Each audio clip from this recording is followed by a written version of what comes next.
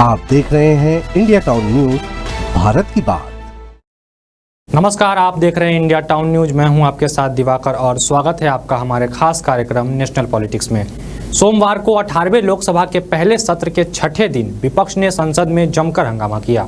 एक तरफ लोकसभा में नेता प्रतिपक्ष राहुल गांधी ने नीट का मुद्दा उठाया, तो वहीं दूसरी ओर राज्यसभा में सदन नेता विपक्ष मल्लिकार्जुन खड़गे ने केंद्र सरकार पर जमकर निशाना साधा।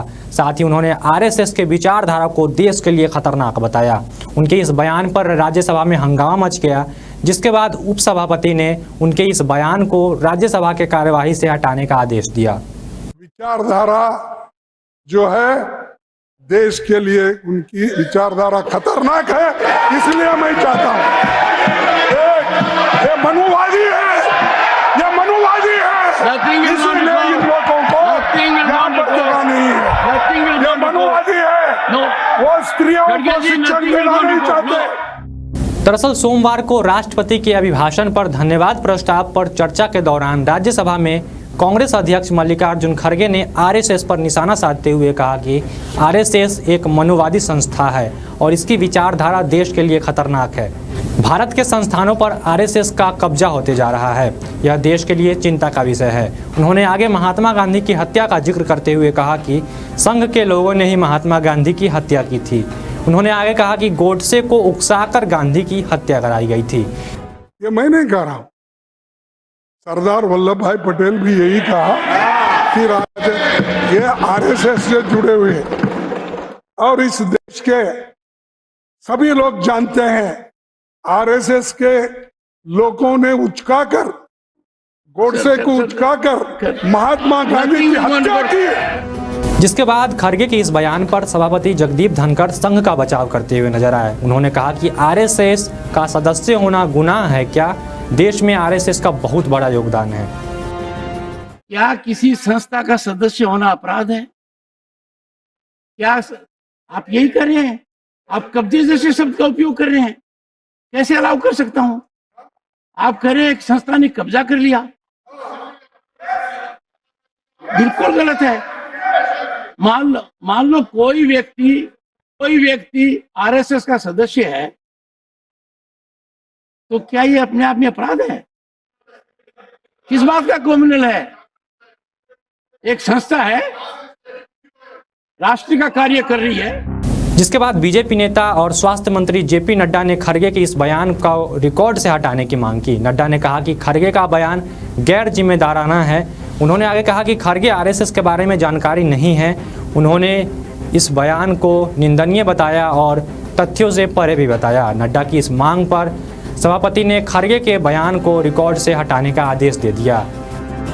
लीडर ऑफ ऑपोजिशन ने राष्ट्रीय स्वयंसेवक संघ के बारे में कहा है, वो बहुत ही गैर जिम्मेदाराना वक्तव्य है और उसे एक्सपंज करना चाहिए। और इनको जरा भी जानकारी संगठनों के बारे में नहीं है, उसे एक्सपंज करना चाहिए अध्यक्ष महोदय। It is already expunge. इसके बाद खड़गे के इस बयान को रिकॉर्ड से हटा दिया गया।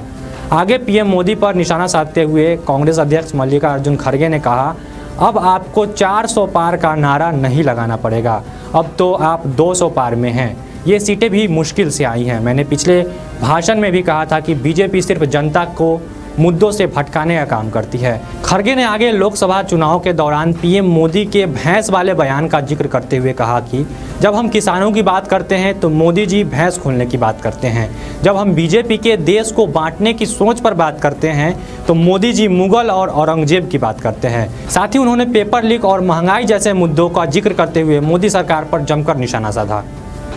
कभी घमंड मत करना, तकदीर बदलती रहती है, तकदीर बदलती रहती है, शीशा वही रहता है, बस तस्वीर बदलती रहती है।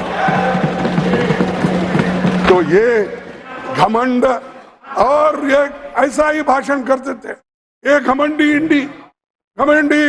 गठबंधन, हमको घमंडी बोलते थे। अरे घमंड तो टूट गया आपका। और आज आपको वो नारा नहीं लगाना पड़ेगा 400 पार का, अब तो 200 पार में है।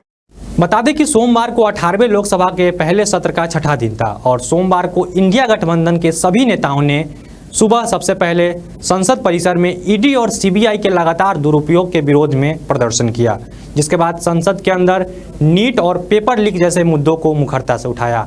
आपको बता दें कि इस लोकसभा चुनाव में एनडीए गठबंधन को कुल 292 सीटें मिली हैं, जबकि इंडिया गठबंधन ने भी 234 सीटें जीत हासिल की है, जिसके बाद 10 साल बाद कांग्रेस नेता राहुल गांधी को नेता प्रतिपक्ष बनाया गया है। आज के इस खास सेगमेंट में फिलहाल इतना ही। देश और दुनिया की बाकी तमाम खबरों के लिए देखते रहिए इंडिया टाउन न्यूज। नमस्कार। आप देख रहे हैं इंडिया टाउन न्यूज, भारत की बात।